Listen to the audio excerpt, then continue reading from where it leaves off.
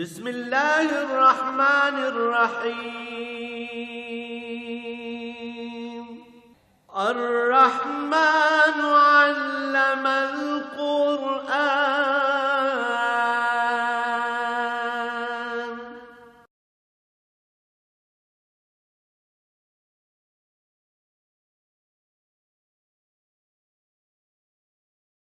الحمد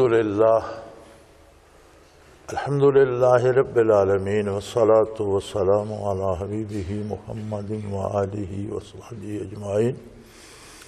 اعوذ باللہ من الشیطان الرجیم. بسم اللہ الرحمن الرحیم.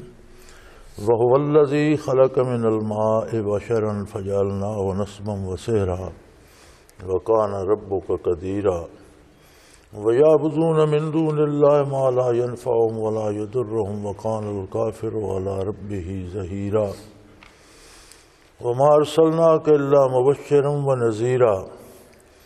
قُلْ مَا أَسْأَلُكُمْ عَلَيْهِ مِنْ أَجْرٍ إِلَّا مَنْ شَاءَ أَنْ يَتَّخِذَ إِلَى رَبِّهِ سَبِيلًا وَتَوَكَّلْ عَلَيْهِ الَّذِي لَا يَمُوتُ وَسَبِّحْ بِحَمْدِهِ وَكَفَى بِهِ بِذُنُوبِ عِبَادِهِ خَبِيرًا. اللهم سبحانك لا علم لنا إلا ما علمتنا إنك أنت العليم الحكيم. رب اشرح لي صدري ويسر لي أمري واحلل عقدة من لساني يفقهوا قولي. رب زدني علما. مولاي صل وسلم دائما أبدا على حبيبك خير الخلق كلهم. وهو الذي خلق من الماء بشرا.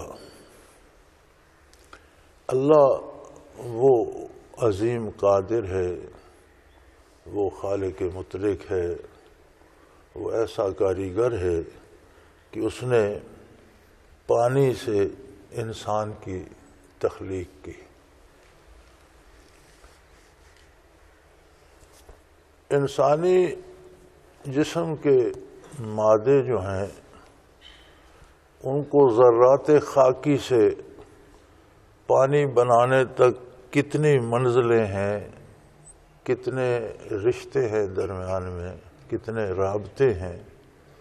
خاک کی ذرات کو مختلف غذاؤں دواؤں کی صورت دیتا ہے، کہیں جڑی بوٹیوں کی، کہیں پھلدار درختوں کی، کہیں گھاس کی صورت بنتے ہیں، جانوروں کی غذا بنتے ہیں، پھر جانور کا گوشت یا دودھ انسان کی غذا بنتا ہے.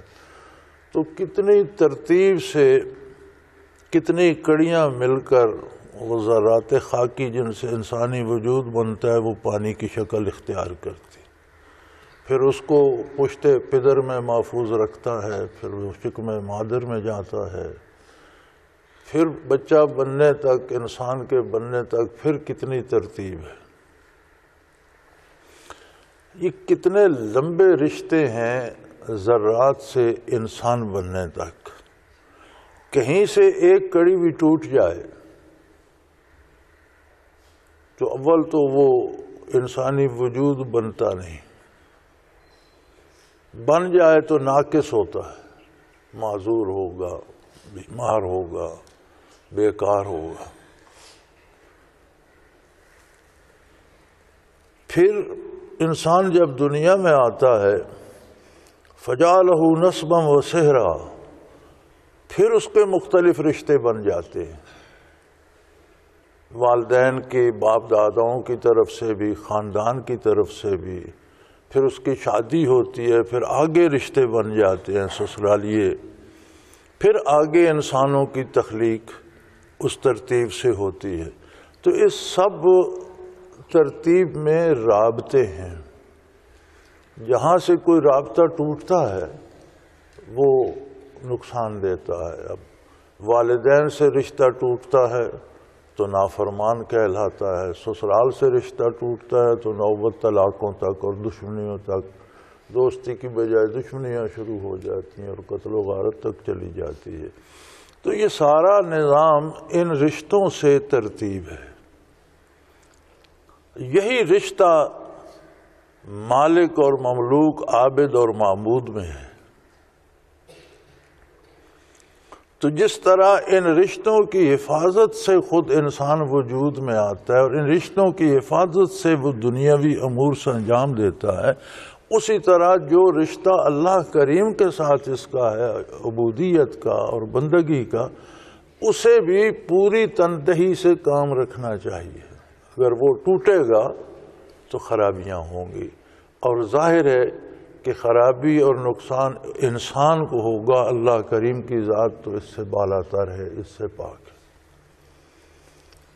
وَقَانَ رَبُّكَ قَدِيرًا، حالانکہ آپ کا پروردگار ہر طرح کی قدرت رکھتا ہے، وہ چاہتا تو آنے واحد میں زمین و آسمان بن جاتے، وہ چاہتا تو آنے واحد میں انسان زمین سے پیدا ہونا شروع ہو جاتے، ایک ہی بندہ ملٹی پلائی ہونا شروع ہو جاتا۔ کتنے جرم ایسے ہیں کہ جو ایک ہوتا ہے پھر ایک کے 2 بن جاتے ہیں، 2 کے 4 بن جاتے ہیں، 4 کے 8 بن جاتے ہیں، اسی طرح انسان بھی۔ لیکن اس نے اپنی قدرت کاملہ سے ہر کام میں ایک ترتیب رکھی ہے، اور ہر ترتیب میں مختلف رشتے اور مدارج رکھے۔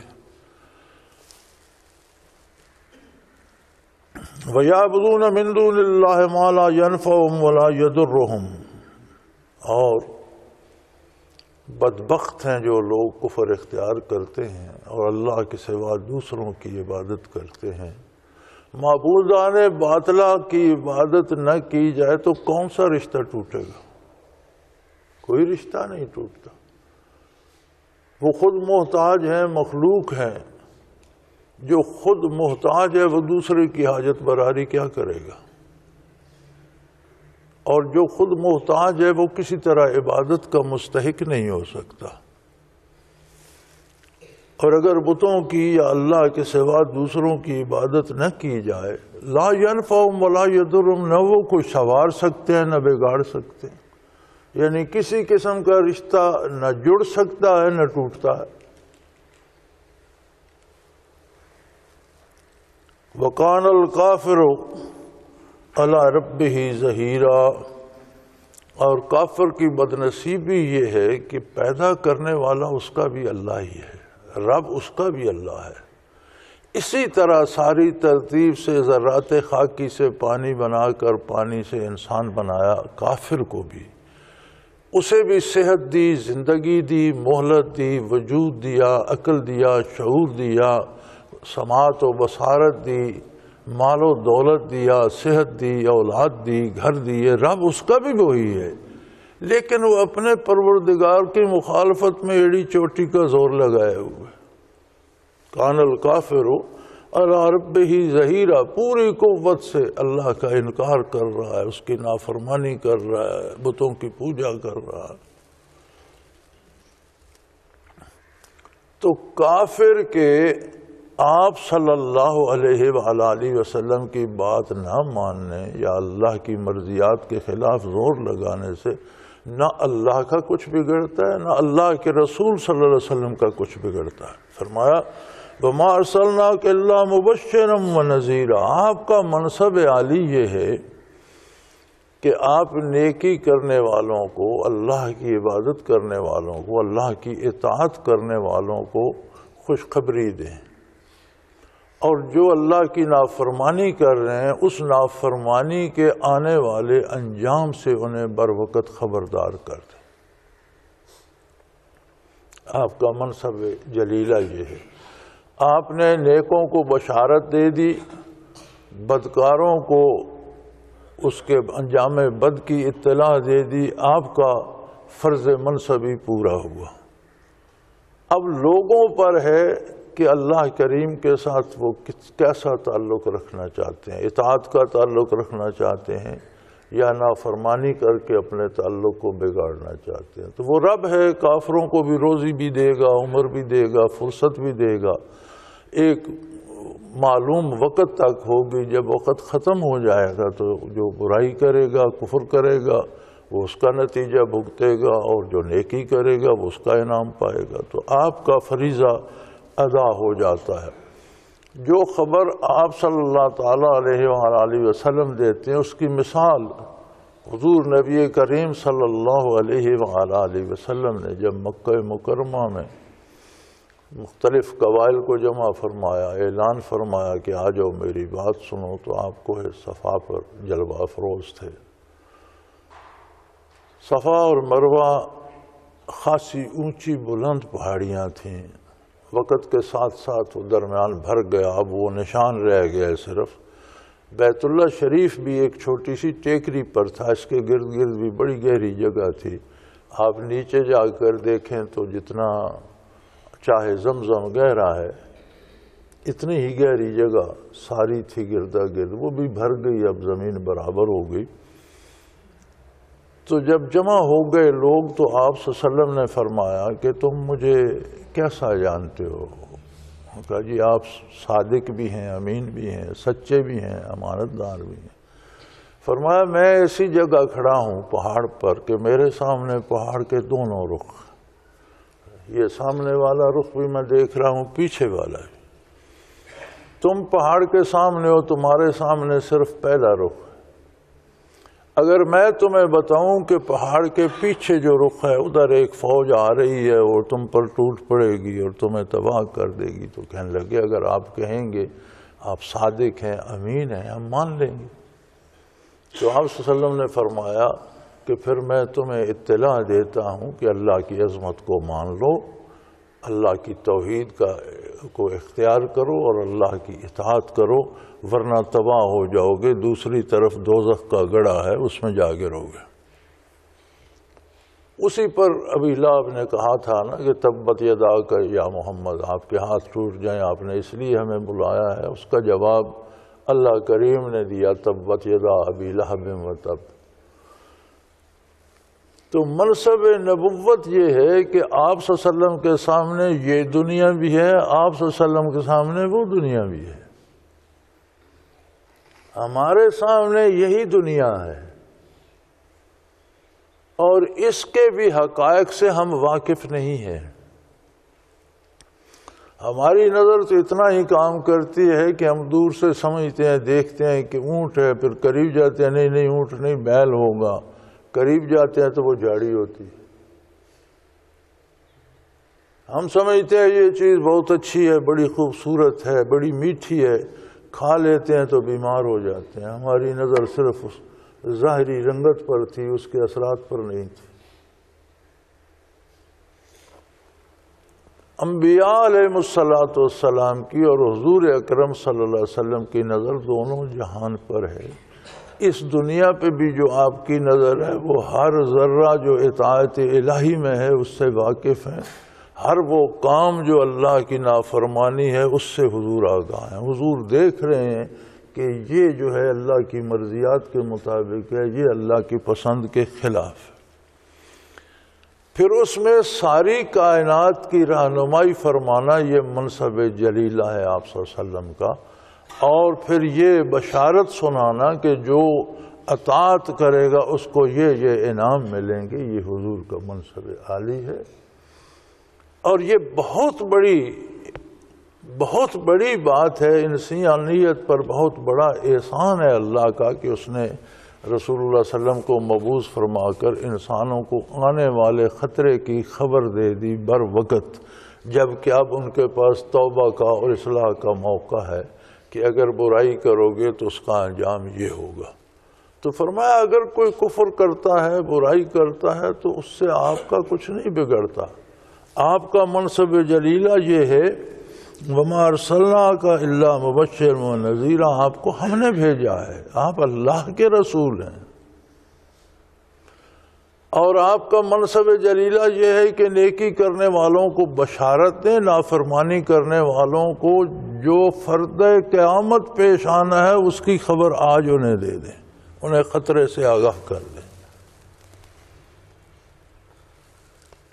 قُلْ مَا أَسْأَلُكُمْ عَلَيْهِ مِنْ أَجْرٍ إِلَّا مَنْ شَاءَ أَنْ يَتَّخِذَ إِلَىٰ رَبِّهِ سَبِيلًا، اور یہ فرما دیجئے کہ لوگوں، دنیا میں تحریکیں چلتی ہیں، تنظیمیں بنتی ہیں، جماعتیں بنتی ہیں، پھر سیاست ہوتی ہے، پھر ان کے لیے چندے جمع کیے جاتے ہیں۔ دونوں مقاصد ہوتے ہیں کہ ایک ایسی تنظیم بنے جو مجھے سرمایہ دے، پھر وہ مجھے ووٹ دے اور مجھے اقتدار ملے۔ فرما دیجئے کہ میں تم سے کوئی چندہ نہیں مانگتا، کوئی معاوضہ نہیں مانگتا، کوئی اجرت نہیں مانگتا۔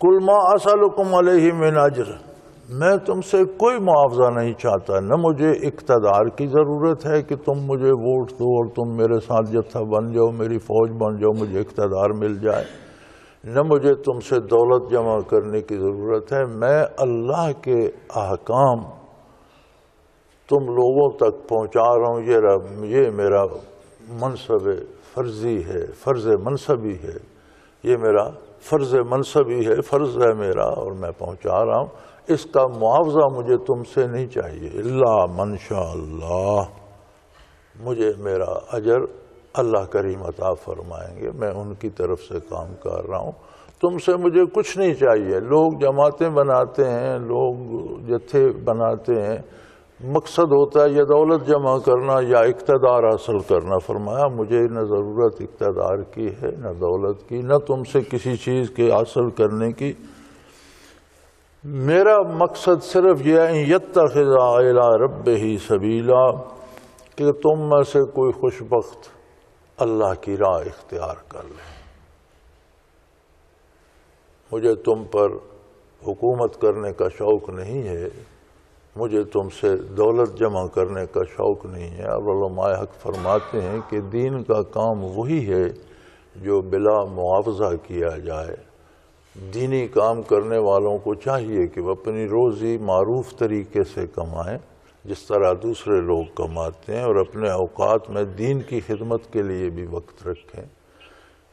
کوئی بیان کر سکتا ہے بیان کیا کرے، کوئی تبلیغ کر سکتا ہے تبلیغ کیا کرے، کوئی لکھ سکتا ہے اچھی کتابیں لکھے، لکھ کر لوگوں تک پہنچائے۔ جس طرح سے بھی دین پہنچایا جا سکتا ہے، اپنی نارمل زندگی میں سے دوسروں کی طرح اپنا کام کاج کرے، کاروبار کرے، مزدوری کرے، مشقت کرے، ملازمت کرے، کاشتکاری کرے، رزق کے جائز وسائل اختیار کرے تاکہ لوگوں کا محتاج نہ ہو۔ اور یہ بڑی عجیب بات ہے کہ جو بندہ کسی کا محتاج ہوتا ہے وہ اس کو سیدھی بات نہیں بتا سکتا، وہی بات کرتا ہے جس سے وہ خوش ہو، خواہ وہ بات غلطی ہو۔ تو اگر دین بیان کرنے والے لوگ لوگوں کے محتاج ہوں گے تو پھر وہ اللہ کا دین بیان نہیں کر سکیں گے، پھر وہ باتیں کریں گے جو ان لوگوں کو پسند ہو۔ تو انبیاء معاوضے کے محتاج نہیں ہوتے، نہ کسی سے معاوضہ طلب کرتے ہیں، کیونکہ اگر معاوضے کی بات آ جائے گی تو پھر بات اللہ کی نہیں کی جا سکے گی، پھر وہ بات کی جائے گی جس سے پیسے لینے ہیں جیسی اس کو پسند ہو۔ تو فرمایا انہیں فرما دیجئے کہ میں تم سے کوئی اجرت نہیں طلب کرتا، کسی معاوضے کی ضرورت نہیں ہے مجھے۔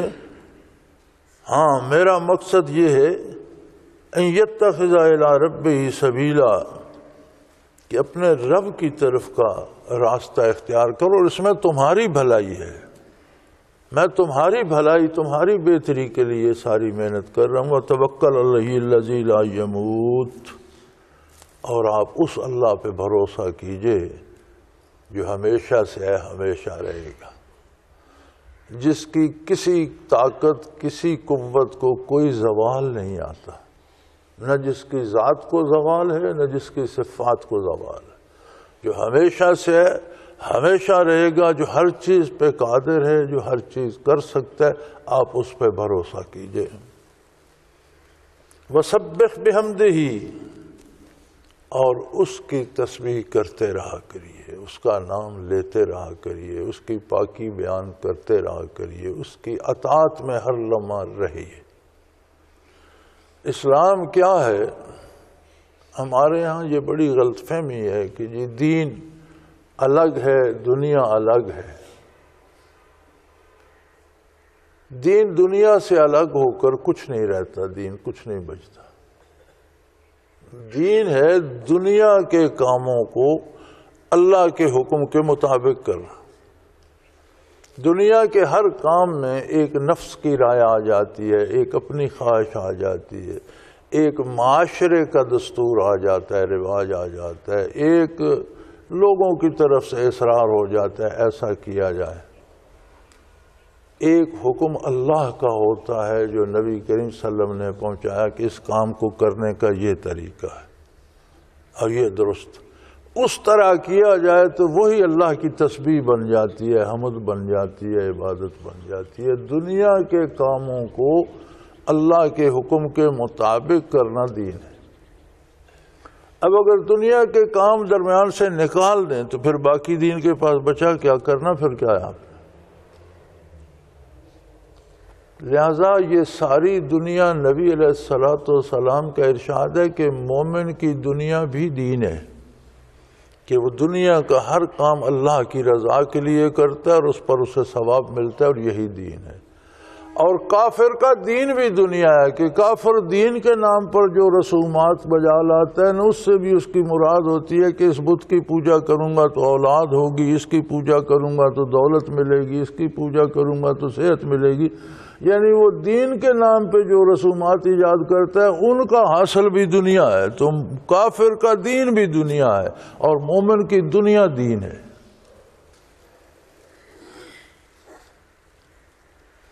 وَتَوَكَّلَ عَلَيْهِ الَّذِي لَا يَمُوتُ وَسَبِّحْ بِحَمْدِهِ وَكَفَىٰ بِهِ بِذُنُوبِ عِبَادِهِ خَبِيرًا، اور اپنے بندوں کے جرائم سے وہ خود خوب آگاہ ہے، وہ ان سے نبٹ لے گا۔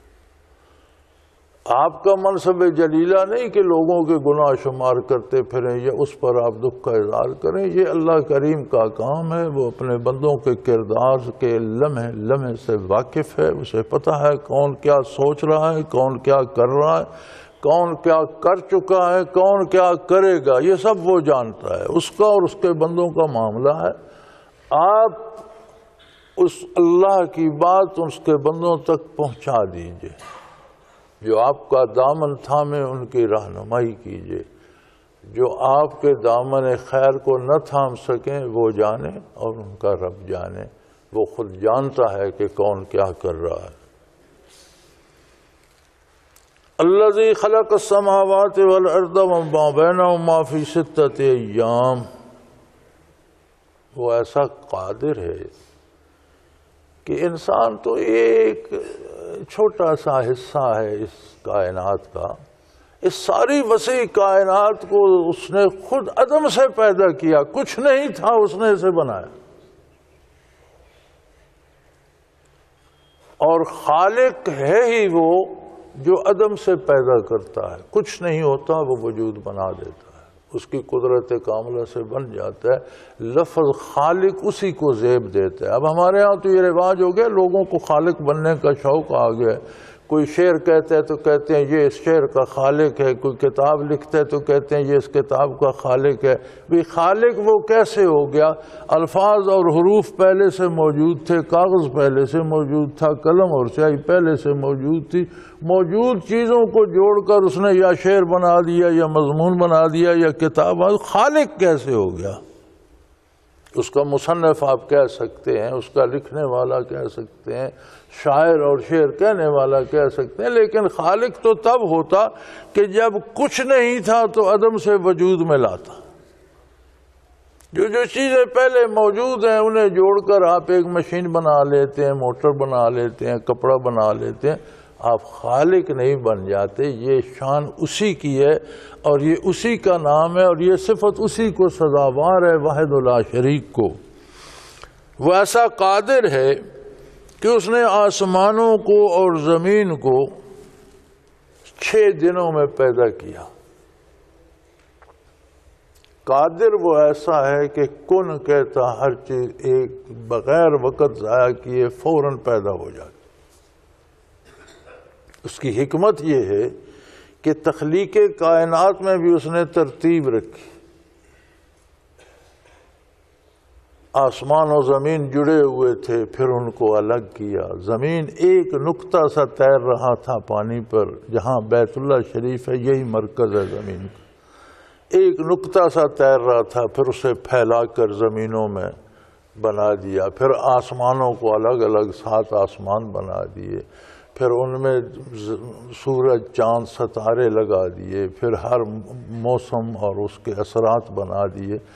تو اس نے اس ترتیب سے اس مخلوق میں اس نے ایک ترتیب رکھی ہے، ورنہ وہ قادر تھا پل بھر میں بنا دیتا، نہیں، اس نے ترتیب رکھی ہے، رشتے سے رشتہ جوڑ کر، ذرے سے ذرہ جوڑ کر، قطرہ قطرہ جوڑ کر دریا بنا دیے، ذرہ ذرہ جوڑ کر اشجار بنا دیے، زمین بنا دی، آسمان بنا دیے، آسمانوں میں بھی یہی ترتیب رکھی۔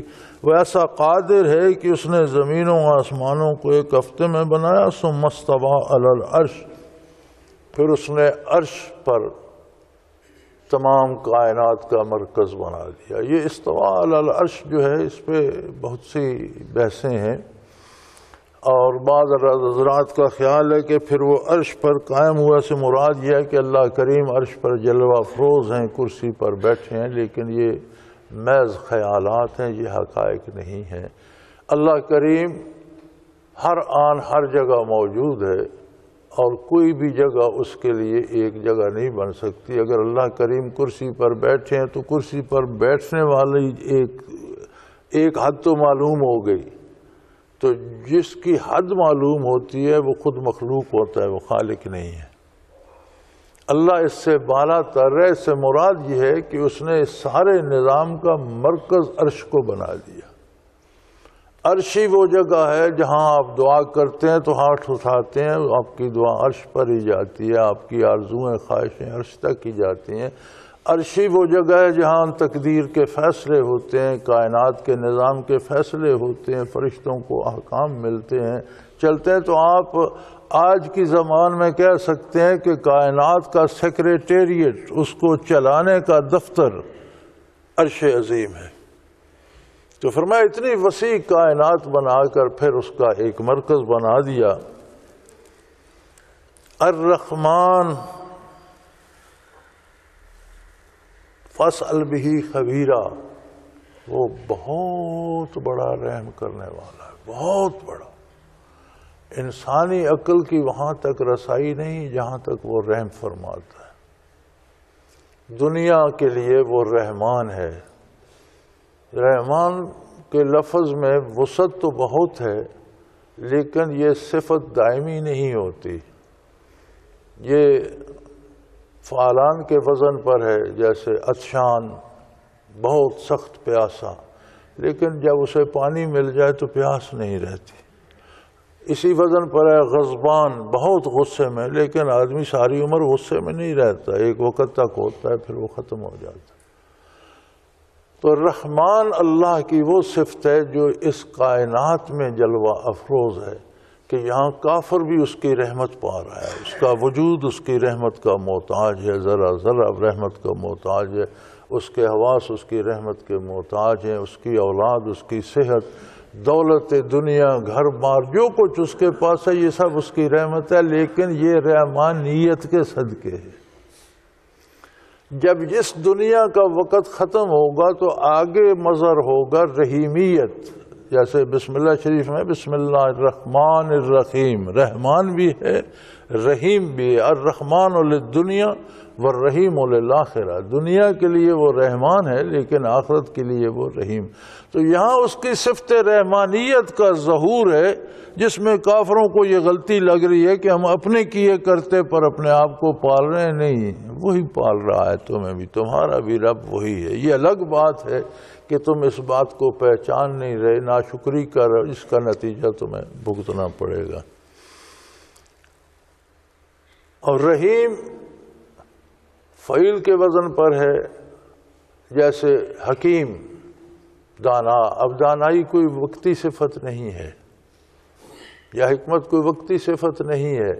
علیم، جاننے والا، تو یہ دائمی صفت ہے۔ اسی طرح رحیم دائمی وصف ہے۔ رحمان اس کائنات کے نظام کو چلانے کے لیے ہے، یہاں کافر بھی پل رہا ہے، مومن بھی پل رہا ہے، یہاں ہر ایک کا گزر بسر ہو رہا ہے، ہر ایک پر اس کی رحمانیت ہے۔ بلکہ یہ تو الرحمن وہ بہت بڑا رحم کرنے والا، اس کی شان، فاسأل بہ خبیرا جاننے والوں سے پوچھو، ہر کوئی نہیں سمجھ سکتا۔ اللہ نے جن کو دینی علوم عطا کیے ذرا ان سے پوچھو کہ اس کی شان کیا ہے اور وہ رحمان کیسا ہے، اس کی عظمت کیا ہے۔ یہ فاسأل بہ خبیرا جاننے والوں سے اس کے بارے پوچھو۔ وَإِذَا قِيلَ لَهُمُ اسْجُدُوا لِلرَّحْمَنِ قَالُوا وَمَا الرَّحْمَنُ أَنَسْجُدُ لِمَا تَأْمُرُنَا وَزَادَهُمْ نُفُورًا، جب ان سے کہا جائے کہ جب اس کے اتنے احسانات ہیں تم پر اور اتنا بڑا مہربان ہے تو اس کی اطاعت کرو، اس کی بارگاہ میں سر بسجود ہو جاؤ، اس کی عظمت کا اقرار کرو اور اس کی اطاعت کا راستہ۔ تو کہتے ہیں وَمَا الرَّحْمَنُ، نہیں یہ رحمان کون ہے؟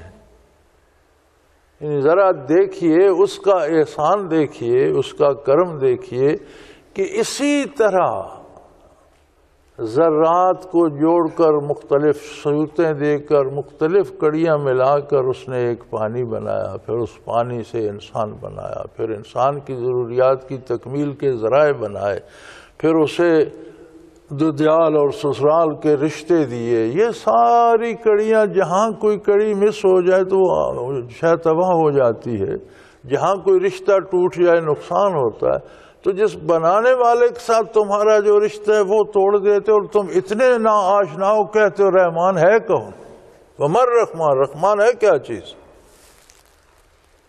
أَنَسْجُدُ لِمَا تَأْمُرُنَا وَزَادَهُمْ، جو آپ جسے کہیں ہم اسے سجدہ کرنے لگ جائیں گے۔ جواب یہ دیتے ہیں کہ آپ جسے کہیں ہم اسے سجدہ کرنے لگ جائیں گے، اور یوں ان کی نفرت بڑھتی ہے، فاصلے بڑھتے ہیں، دوسرے گمراہ گروہ میں اور دور چلے جاتے ہیں۔ یہ آیت جو ہے اس پر سجدہ ہے، اور سجدہ مجھ پر بھی واجب ہو گیا پڑھنے سے اور آپ پر بھی واجب ہو گیا سننے سے۔ تو جب فارغ ہوں بیان سے یا نماز سے تو ایک سجدہ کر لیجئے گا، یہ سجدہ تلاوت ہے اس آیت پر۔ اور وہ ایسا کریم ہے، تبارک الذی جعل فی السماء بروجا وجعل فیہا سراجا وقمرا منیرا، وہ ایسا قادر ہے کہ اس میں نے آسمانوں میں جو ستارے بنائے ان میں بھی اثرات رکھے اور ان کے چلنے کی راہیں اور منازل مقرر کر دیے، اور پھر سورج کو روشنی کا منبع بنایا اور چاند کو بنا دیا جو روشنیاں بانٹتا ہے۔ یہ بڑا عجیب نظام ہے جسے نظام شمسی کہا جاتا ہے۔ پھر اس پر علم نجوم کا مدار ہے، علم نجوم سے مراد ستاروں کا علم ہے۔ تو ستاروں کی چال اور ستاروں کے مقام اور ستارے نے کہاں سے حرکت کر کے کہاں جانا ہے، کہاں سے کہاں جانا ہے، اس سارے کا بھی اثرات زمین پہ مرتب ہوتے ہیں۔ جیسے سورج کی روشنی سے چیزیں اگتی بھی ہیں، پلتی بڑھتی بھی ہیں، پھل پکتے ہیں، بخارات بنتے ہیں، بادل بنتے ہیں، بارشیں برستی ہیں۔ چاند کی روشنی جو ان پھل پکتے ہیں ان میں مٹھاس بھر دیتی ہے۔ چاند کی روشنی سے سمندر میں لہریں مد و جزر پیدا ہوتا ہے جس سے مخلوق پلتی ہے، اور جب سمندر کا پانی ٹھاٹھے مارتا ہے تو جس میں آکسیجن کم ہو جاتی ہے اوپر آ جاتا ہے، تازہ آکسیجن والا پانی نیچے چلے جاتا ہے جو آبی حیات کو کام آتا ہے۔ تو یہ چیزیں اس نے ان چالوں، اسی میں علم نجوم بھی ہے، اور نجوم والے بھی وہی ستاروں کی چال اور ان کے اثرات دیکھتے ہیں۔ لیکن یاد رکھیں اگر اس پر یقین کیا جائے کہ یہ حتمی ہے تو یہ کفر ہے۔ اگر یہ دیکھا جائے کہ یہ اندازہ ہے، ہو بھی سکتا ہے نہیں بھی ہو سکتا، تو پھر اس میں کوئی برائی نہیں۔ یقینی بات اللہ کی ہے، اللہ کے رسول صلی اللہ علیہ وسلم کی ہے، اللہ کی کتاب کی ہے۔ تو اس نے جس طرح انسان میں چیزیں رکھ دی، اب اس کے خون کی حرکت میں اثرات رکھ دیے، ایک حکیم آپ کی نبض پہ ہاتھ رکھتا ہے، وہ کہتا ہے آپ نے فلاں چیز کھائی تھی، آپ کو فلاں جگہ ٹھنڈ لگی تھی، آپ کو فلاں جگہ چوٹ لگی تھی. بھئی بازو میں یہ سارا کچھ کہاں لکھا ہوا ہے؟ دوران خون کی حرکات سے جو بندہ واقف ہے، ان حرکات کی آگے خصوصیات کیا ہیں ان سے واقف ہے، اسی کو ہم حکیم کہتے ہیں، طبیب کہتے ہیں. وجود ہمارا ہے، ہم سارا دن ہاتھ تھام کے بیٹھ رہے ہیں تو ہمیں تو کوئی پتہ نہیں چلتا کیا ہوا. وہ ذرا سا ہاتھ رکھتا ہے تو وہ کہتا ہے آپ نے فلاں چیز کھائی، اس سے آپ کو فلاں تکلیف ہو گئی، اب اس کا کیا کیا جائے؟ فلاں چیز کھائیں تو یہ ٹھیک ہو جائے گی. تو ان چیزوں میں اثرات کس نے رکھے؟ رب العالمین نے. اس نبض کی رفتار میں زیر و بم کس نے رکھ دیا؟ رب العالمین نے. اسی طرح اس نے آسمان میں بھی ستارے بنا دیے. اب ان ستاروں کے راستے متعین کر دیے. کوئی ستارہ قیامت تک کبھی اپنے راستے سے ہٹ کر نہیں جائے گا، کبھی اپنے وقت سے پہلے نہیں جائے گا، کبھی اپنے وقت کے بعد نہیں جائے گا. سارے اوقات ہر چیز اس پہ کار بند ہے اور چل رہی ہے. اس کے کارخانے قدرت کو دیکھو. اگر وہ چاہتا تو انسان بھی صرف اس کی اطاعت کرتا اور کچھ نہ کرتا، فرشتے کی طرح رہتا. انسان کو اس نے اختیار دیا ہے اور اس نے یہ چاہا ہے کہ ساری کائنات، ساری مخلوق میرے حکم کی پابند ہے. ایک ایسی مخلوق بھی ہونی چاہیے جو اپنی مرضی سے مجھ پر فدا ہو، اپنے فیصلے سے میری اطاعت کرے. یہ بہت بڑا مقام تھا جو اس نے انسان کو دیا. ساری کائنات میں یہ رتبہ صرف اسی لیے انسان کو اشرف المخلوقات کہتے ہیں کہ اس میں اللہ کو پہچاننے کی معرفت الہی کی استعداد ہے. اب اتنی قیمتی دولت کو ضائع کر کے جب وہ گمراہ ہوتا ہے اس کی سزا بھی اتنی بڑی ہونی چاہیے.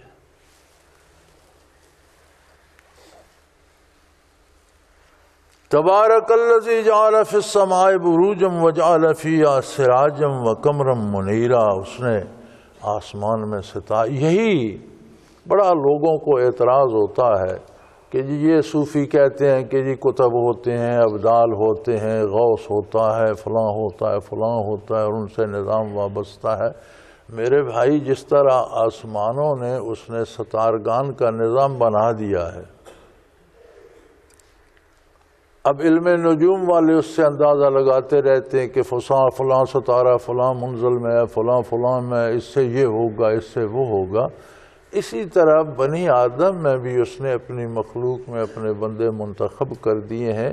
جس طرح سورج کے وجود کے ساتھ روشنی ہے، اب سورج کو کیا پتہ اس کی روشنی سے زمین پر کیا کیا ہوتا ہے. چاند کی روشنی سے کتنی چیزیں متعلق ہیں، لیکن چاند کو اس سے کیا کہ کیا کیا زمین پر وقوع ہو رہا ہے. ستاروں کی رفتار سے کتنی چیزیں معلق ہیں، لیکن ستاروں کو تو کوئی خبر نہیں. اسی طرح جو ابدال، اقطاب یا غوث ہوتا ہے، یہ انسانوں میں اللہ کے مقرر کردہ وہ ستارے ہوتے ہیں. اور یہ ضروری بھی نہیں ہے کہ جو خود غوث یا قطب ہے اسے خود بھی علم ہو، یہ ضروری نہیں ہے. دوسروں کے لیے اسے معبود بنا لینا کب ضروری ہے جب خود اسے علم ہونا ضروری نہیں. بعض اوقات بعض کو علم ہوتا بھی ہے، اللہ کریم بتا بھی دیتے ہیں. اکثریت کو مرنے کے بعد جا کر پتہ چلتا ہے کہ میرے پاس منصب بھی تھا، چونکہ وہ کائنات کے نظام ان چیزوں سے قدرتی طور پر وابستہ ہے. جیسے سورج کی روشنی، اب سورج کو کیا پتہ ہے کہ زمین پر میرے کیا کیا اثرات مرتب ہو رہے ہیں. اس نے تو اپنا اللہ کی اطاعت کرنی، اپنی روٹین پہ چلنا ہے. اسی طرح یہ حضرات بھی اللہ کی اطاعت میں لگے رہتے ہیں. ان وجودوں کے ساتھ اللہ کریم برکات متعلق کر دیتا ہے اور ایک ایک وجود کی برکات سے لوگ مستفید ہوتے ہیں. اور مستفید ہونے کا مطلب یہ ہے کہ آپ کو کسی اللہ کے مقرب بندے کی برکات پہنچے تو اس کا مطلب یہ ہے کہ آپ کو اللہ کی اطاعت نصیب ہو جائے. برکات کی دلیل یہ ہے. روزی زیادہ مل جانا یا اولاد مل جانا یہ برکات کی دلیل نہیں ہے. روزی نافرمانوں کے پاس بھی ہے. حکومت فرعون کے پاس بھی تھی، شداد کے پاس بھی تھی، سونا چاندی ان کے پاس بھی بہت تھا، لو لشکر افواج ان کے پاس بھی بڑے تھے. یہ ضروری دنیا سے اس کا تعلق نہیں ہے، اس کا تعلق اللہ کے ساتھ تعلق قائم ہو جانے سے ہے۔ کسی بزرگ کی برکت یہ ہے کہ اس کے طفیل آپ کو اللہ کی اطاعت نصیب ہو جائے، اس کی رہنمائی میں آپ کی زندگی جو ہے سدھر جائے، اصلاح ہو جائے، بہتری کی طرف چل پڑے۔ وَهُوَ الَّذِي جَعَلَ اللَّيْلَ وَالنَّهَارَ خِلْفَةً لِمَنْ أَرَادَ أَن يَذَكَّرَ وَأَرَادَ شُكُورًا، اور اس نے رات اور دن کو ایک دوسرے کے آگے پیچھے لگا دیا۔ رات آ جاتی ہے چلی جاتی ہے، دن آ جاتا ہے چلا جاتا ہے، اور یہ ایسی روٹین اس نے بنائی کہ ہر دن کا اپنا وہ ہے سائز ہے، کتنے گھنٹے، کتنے منٹ، کتنے سیکنڈ دن رہے گا، دوسرا دن اس کے برابر نہیں ہے، یا زیادہ ہوگا یا کم ہوگا۔ ہر رات کا اپنا ایک معیار ہے کہ اتنے گھنٹے، اتنے منٹ، اتنے سیکنڈ رات رہے گی، دوسری رات اس کے برابر نہیں آتی۔ ہر دن الگ ہے، ہر رات الگ ہے، اور ہر دن ہر رات اپنی اپنی باری پہ باقاعدگی سے آ رہا ہے، کوئی اس میں آگا پیچھا، کوئی اس میں غلطی، کوئی اس میں کمی بیشی نہیں ہوتی۔ تو فرمایا اگر اسی نظام کو دیکھ لیں، یذکر، نصیحت حاصل کرنے کے لیے شب و روز کا نظام ہی کافی ہے کہ وہ کیسا قادر ہے کہ ہر لمحہ اس کے دست قدرت کا اسیر ہے، جس لمحے کو چاہے وہ دن بنا دے، جس لمحے کو چاہے رات بنا دے۔ جو فرصت اس نے، اب سال کی جتنی راتیں ہیں کوئی ایک رات دوسری کے مشابہ نہیں ہوتی، کچھ سیکنڈ بڑی ہوگی، چند سیکنڈ چھوٹی ہوگی، کبھی بڑھنا شروع ہو جاتی ہیں، گھٹنا شروع ہو جاتی ہیں، دن بڑھنا شروع ہو جاتے ہیں۔ یہ اپنی مرضی سے تو نہیں ہوتے، اس قادر مطلق نے انہیں اس کا پابند کر دیا، یعنی ہر لمحے پر اس کا دست قدرت ہے، ہر لمحہ اس کا بنایا ہوا، چلایا ہوا چل رہا ہے، اور کتنی باقاعدگی سے چل رہا ہے۔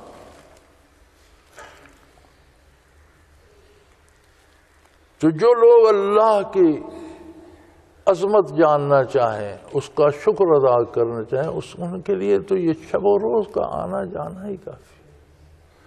پھر علماء یہ بھی فرماتے ہیں لمن اراد ان یذکر و اراد شکورا، کہ بعض لوگ اللہ کی رضا کے لیے وظائف پڑھتے ہیں، درود شریف پڑھتے ہیں، تلاوت کرتے ہیں، روزانہ کی مقرر کر لیتے ہیں، تو اگر دن کو رہ جائے تو رات کو کر لو۔ روزانہ رات کو کرتے تھے، کسی دن بیماری یا کمزوری یا کسی حادثے کی وجہ سے رہ جائے تو دن کو کر لو۔ یہ ایک دوسرے کے ساتھی ہیں، آگے پیچھے جا رہے ہیں۔ اسی طرح اگر نماز قضا ہو جاتی ہے تو جیسے وقت ملے پھر ادا کر لو، قضا کر لو۔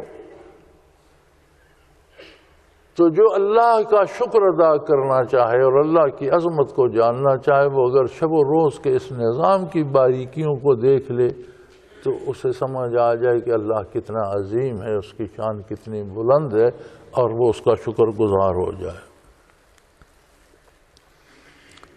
بھی جو اللہ کی عظمت کی دلیل سمجھ لیتے ہیں، چاند ستاروں سے، کائنات سے، مخلوق سے خالق کا پتہ لگا لیتے ہیں۔ کسی کاریگری کو دیکھ کر کاریگر کا اندازہ ہوتا ہے نا، تصویر دیکھ کر مصور کا اندازہ ہو جاتا ہے، عمارت دیکھ کر بنانے والوں کا اندازہ ہو جاتا ہے کہ کتنے کاریگر تھے۔ تو اتنی بڑی کائنات اور اس میں سورج، چاند، ستارے، انسان کی تخلیق اور یہ شب و روز، اتنی بڑی کارگاہ حیات کو دیکھ کر تمہیں بنانے والی کی عظمت کا اندازہ نہیں ہوتا؟ کیسی عجیب بات ہے۔ اور جنہیں ہو جاتا ہے وہ اللہ کے بندے بن جاتے ہیں، عباد الرحمن، اللہ کے بندے بن جاتے ہیں، پھر اس بہت بڑے رحم کرنے والے کے بندے بن جاتے ہیں۔ بندہ بن جانے سے مراد یہ ہے کہ وہ اس کی کامل اطاعت کرتے ہیں اور اس کے مقابلے میں دوسرے کی نہیں کرتے۔ ان کے کچھ اوصاف گنائے ہیں اللہ کریم نے کہ جو میرے بندے ہیں، جو رحمان کے بندے ہیں، الذین یمشون علی الارض ہونا، پہلی صفت ان کی یہ ہے کہ وہ زمین پر متکبرانہ انداز میں نہیں چلتے، اپنی شان و شوکت دکھانے کے لیے نہیں چلتے، نہایت دھیمے انداز میں اور عظمت الہی کو سامنے رکھ کے چلتے ہیں، اکڑ کر نہیں چلتے، اپنی شان و شوکت اور شوں شاں دکھانے کے لیے نہیں چلتے۔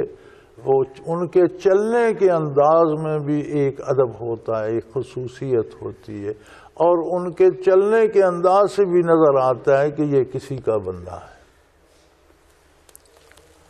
وَإِذَا خَاطَبَهُمُ الْجَاهِلُونَ قَالُوا سَلَامًا، اور جب لوگ جاہل لوگ جو اللہ کی عظمت سے ناآشنا ہیں ان سے اکھڑی اکھڑی بہکی بہکی باتیں کرتے ہیں تو وہ اس میں الجھتے نہیں۔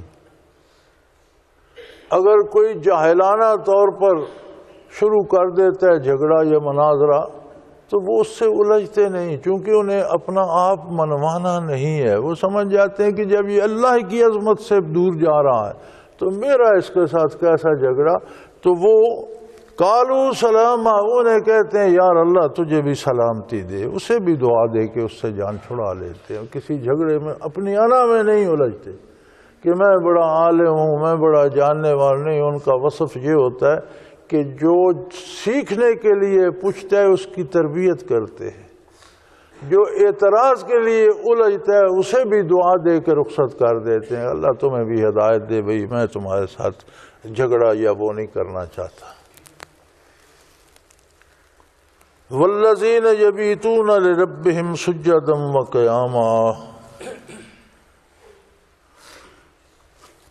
تیسری صفت ان کی یہ ہوتی ہے کہ ان کی راتیں غفلت میں نہیں جاتی، قیام و سجود سے مزین ہوتی، جنہیں عظمت الہی کا اندازہ ہو جاتا ہے۔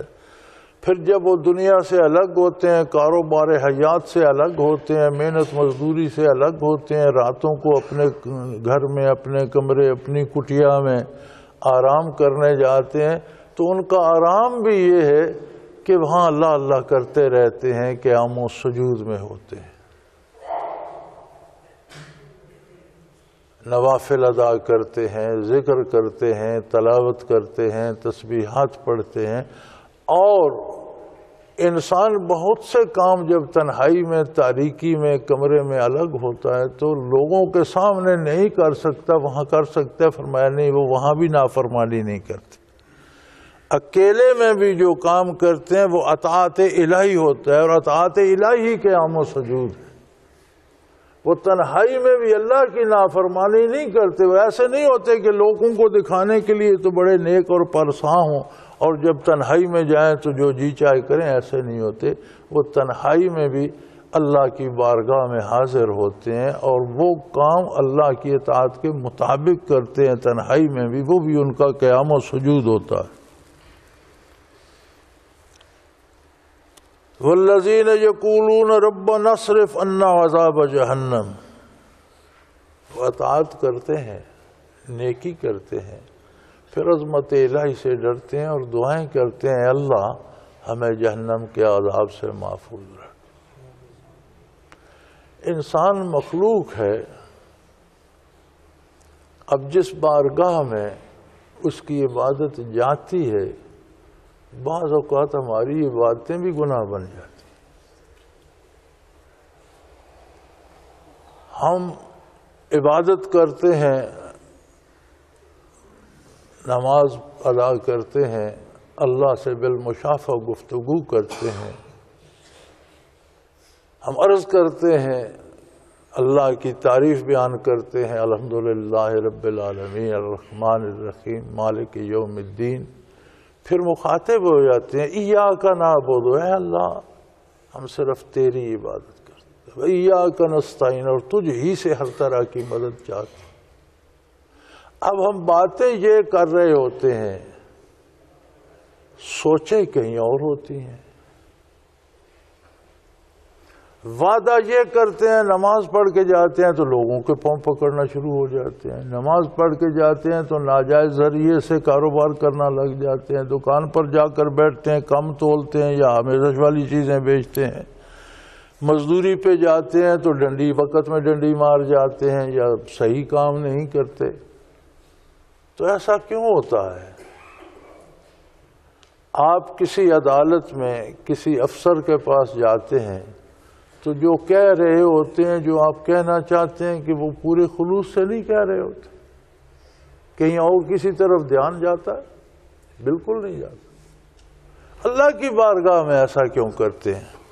فرمایا اللہ کے جو بندے ہوتے ہیں وہ اس بات سے ڈرتے ہیں کہ گناہ کر کے بندہ دلیر ہوتا ہے، عبادت کر کے وہ ڈرتا ہے کہ میری عبادت پتہ نہیں اس بارگاہ کے لائق ہے کہ نہیں، جسے میں عبادت سمجھ رہا ہوں، نیکی سمجھ رہا ہوں، جب اس کی بارگاہ میں جائے گی تو اس کی کیا حیثیت ہوگی؟ پھر وہ دعا کرتے ہیں کہ یا اللہ مجھے دوزخ سے بچا دے، میں کمزور ہوں، میں بے بس انسان ہوں، جو مجھ سے ہو سکا میں کر رہا ہوں، لیکن یہ تیری شان کے مطابق نہیں ہے، تو مجھ پر اتنی مہربانی فرما کہ مجھے دوزخ کے عذابوں سے بچا۔ ان عذابہا کان غراما، اس کا عذاب بہت دکھ دینے والا ہے، بہت تکلیف دینے والا ہے۔ انہا ساعت مستقرم و مقاما، وہ بہت ہی بری جگہ، بہت برا ٹھکانہ ہے، اور اللہ مجھے اس کے عذابوں سے محفوظ رکھے۔ یعنی اہل اللہ کی نشانی یہ ہے کہ اطاعت کرتے ہیں، اللہ کے قیام و سجود میں مصروف رہتے ہیں، راتوں کو اٹھ کر اللہ کی عبادت کرتے ہیں، اس کا قرآن پڑھتے ہیں، اس کی اطاعت میں ہر لمحہ، پھر ڈرتے ہیں کہ یار پتہ نہیں یہ میری نیکی اس بارگاہ میں جرم نہ شمار۔ ذرا آپ کسی حاکم کو، کسی افسر کو آواز دے کر دیکھیں، بلا کر دیکھیں، او جج صاحب میری بات سنیں، کبھی ایسا کہتے ہیں؟ جیل چلے جائیں گے۔ لیکن اللہ کی بارگاہ میں تو آپ بے تکلف ہو کر، پھر کتنے بھی خلوص سے ہم عبادت کریں، اس کی شان بہت بلند ہے، اس کی بارگاہ میں اس کا کیا۔ تو فرمایا میرے بندے نیکی کرتے ہیں اور پھر مجھ سے ڈرتے ہیں اور مجھ سے جہنم کے عذابوں سے پناہ چاہتے ہیں، اور یہ جانتے ہیں کہ یہ بہت بری جگہ اور بہت برا ٹھکانہ ہے۔ والذین اذا انفقوا لم یسرفوا ولم یقتروا وکان بین ذلک قواما، میرے بندے حلال کما کر لاتے ہیں، جائز وسائل سے روزی جمع کرتے ہیں، جب ان کے پاس دولت ہوتی ہے تو اسے ضائع نہیں کرتے۔ لم یسرف، اسے پھر ضرورت کے مطابق اور اللہ کے حکم کے مطابق خرچ کرتے ہیں، اسے ضائع نہیں کرتے، محض اپنی شہرت کے لالچ میں یا محض اپنی بڑائی کے دکھاوے کے لیے یا محض فضولیات میں نہیں اڑاتے، بلکہ اسے فضول خرچ نہیں کرتے، اور نہیں پکڑ کر بیٹھ جاتے ہیں کہ کنجوس ہو جائیں اور روکھی سوکھی کھاتے رہیں، بچے بھوکے مرتے رہیں اور وہ دولت جمع کر کے، ایسا بھی نہیں ہوتا۔ کان بین ذالک قواما، ان کا نظام اس کے درمیان بڑا مزیدار اور مضبوط ہوتا ہے۔ آج کل ہر بندہ پریشان ہے، کم آمدنی والا بھی، زیادہ آمدنی والا بھی۔ جو زیادہ امیر ہے وہ زیادہ پریشان ہے، اور جس کے پاس دولت کے ساتھ اقتدار بھی ہے اس کی پریشانیوں کی تو کوئی حد ہی نہیں۔ یہ کیوں ہے؟ جس کے پاس اختیارات آتے ہیں نا، وہ اپنے اختیار سے بڑھ کر ان کو استعمال کرنا چاہتا ہوتا ہے۔ جس کے پاس دولت آتی ہے نا، اس کے پاس اگر لاکھوں ہیں تو وہ چاہتا ہے کہ میں نظر ایسا ہوں کہ میرے پاس کروڑوں ہیں، اور جس کے پاس کروڑوں ہیں وہ چاہتا ہے کہ میری نمائش ایسے ہو کہ لوگ سمجھیں اس کے پاس، اور بھائی لوگ سمجھ کر کیا کریں گے؟ تم یہ فضول مشقت کر کے خود کو پریشانی میں ڈال رہے ہو۔ جتنی حیثیت ہے اتنا خرچ کرو، جائز طریقے سے، حلال طریقے سے کماؤ، جائز کاموں میں خرچ کرو، اور اپنی حیثیت کے مطابق خرچ کرو تو تمہیں کوئی پریشانی نہیں ہوگی۔ تو ایک نصاب بنا دیا حیات کا اسلام نے کہ دولت کماؤ، چھینو نہیں، حلال جائز ذرائع سے کماؤ، چھینو نہیں۔ پھر جب خرچ کرتے ہو تو مرضیات باری کے مطابق خرچ کرو اور اپنی حد کے اندر خرچ کرو۔ روپیہ کمایا تو 15 آنے خرچ کر دو، ایک تو بچنے دو۔ اگر روپیہ کمایا خرچ 2 کرو گے تو پھر پریشانی بڑھے گی، قرضے بڑھیں گے، مصیبتیں بڑھیں گی۔ اور آج کی ہماری مصیبت سب سے بڑی یہ ہے کہ جس کے پاس 5000 تنخواہ ہے اس کے اخراجات 10,000 ہیں۔ پڑوسی کو اگر اس کی آمدنی 1,00,000 روپیہ ماہوار ہے تو ہمارے گھر والے یہ چاہتے ہیں کہ ان کی بیویوں سے ہمارا لباس اچھا ہو. بھائی ان کی آمدن 1,00,000 ہے, تمہاری 10,000 ہے, تم اپنے 10,000 میں گزارا کرو. تمہارا کون سا ان سے مقابلہ ہے؟ کون سا میدان حشر میں اس سے پوچھا جائے گا کہ لباس کس کا اچھا تھا؟ اللہ کی اطاعت کرو, اپنی قناعت کرو, جو اللہ نے دیا ہے اس کے اندر رہو. لیکن ہم لوگوں کو دکھانے, اور لوگ ہے کہ کسی کو مان کے ہی نہیں دیتے. ہر بندہ سمجھتا ہے کہ میری کرو فرض جو ہے اس سے لوگ مرعوب ہو جائیں گے, اور لوگ وزیر اعظم کو بھی گالیاں دیتے ہیں اور اعتراض کرتے ہیں, نہیں مانتے. لوگ حکومتوں کو نہیں مانتے, مجھے اور آپ کو کیا مانیں گے؟ تو لوگوں کو دکھاوے کے لیے خرچ کرنا اپنے آپ کو مصیبت میں مبتلا کرنا ہوتا ہے. فرمایا میرے بندے اس دکھ میں نہیں پڑتے. جو میرے بندے ہوتے ہیں وہ نہ فضول خرچ کرتے ہیں نہ کنجوسی کرتے ہیں. کان بین ذالک قواما, فضول خرچی اور کنجوسی کے درمیان بہترین راستہ اختیار کرتے ہیں جو مضبوط ہوتا ہے, جس پر پریشانی نہیں ہوتی.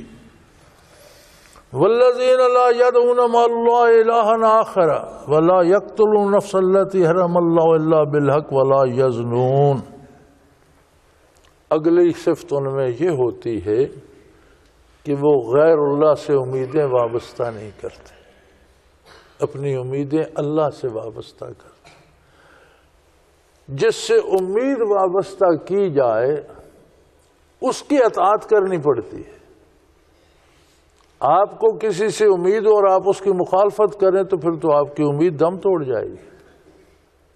لہذا وہ اپنی امیدیں اللہ سے وابستہ رکھتے ہیں اور اسی کی اطاعت کرتے ہیں, اور لوگوں کے ساتھ معاملہ اس کی منشا کے مطابق کرتے ہیں, اس کے حکم کے مطابق کرتے ہیں, اس کے دیے ہوئے ضابطوں کے مطابق کرتے ہیں. وہ اللہ کے علاوہ کسی دوسرے کو پکارتے نہیں, اس کی پرستش نہیں کرتے, اور ناروا کسی کو قتل نہیں کرتے.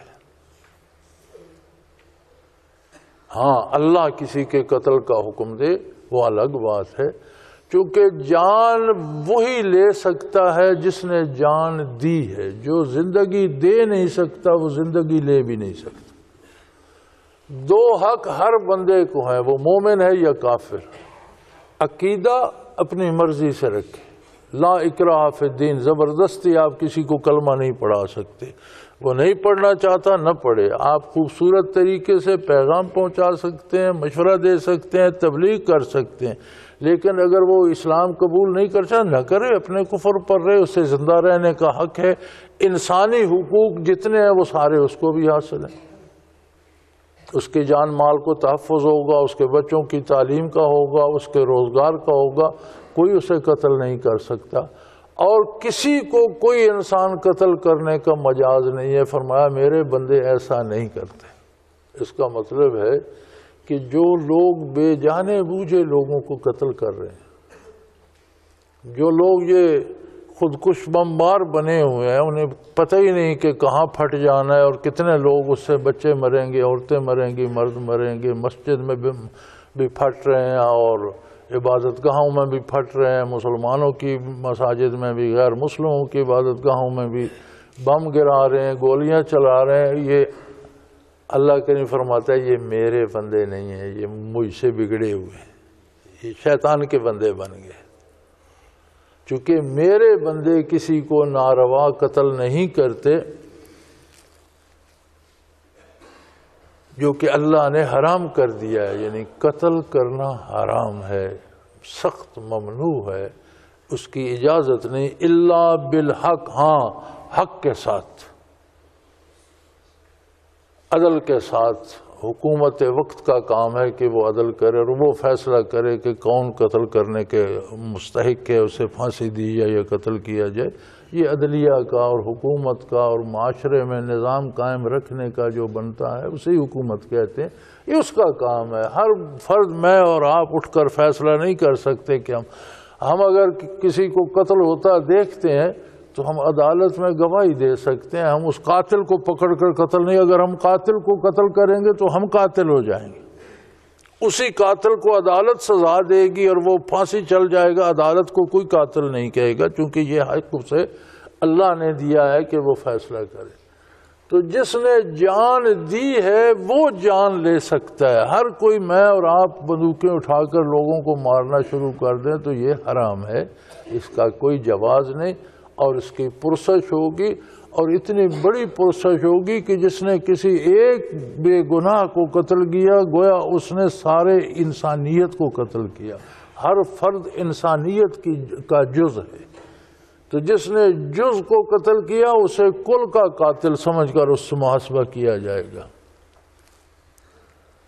ولا یزنون، اور میرے بندے برائی نہیں کرتے، جائز اور حلال وسائل اختیار کرتے ہیں، نکاح کرتے ہیں، بدکاری نہیں کرتے.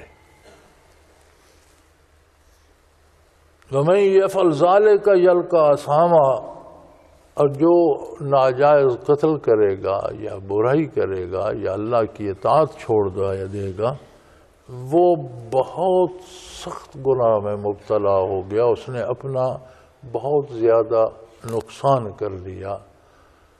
انسان میں دو قوتیں جو ہیں یہ بہت غالب ہوتی ہیں اس پر، قوت غضبیہ اور قوت شیطانیہ.